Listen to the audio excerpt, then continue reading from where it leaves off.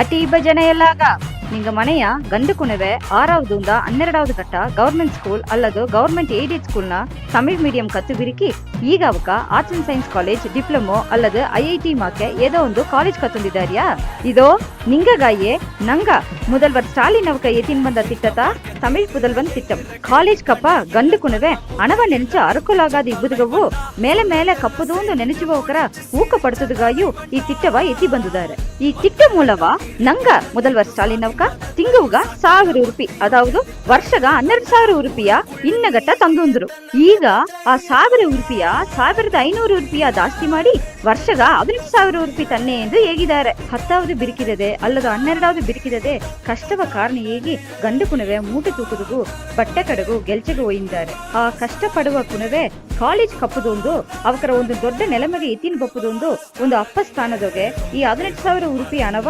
ತನ್ನೆಯಿಂದ ಹೇಗಿದ್ದಾರೆ ನಂಗ முதல்வர் ஸ்டாலின் ಈಗ ಹೇಗಿವಿ ನಿಂಗ ಓಟು ದಾರಗ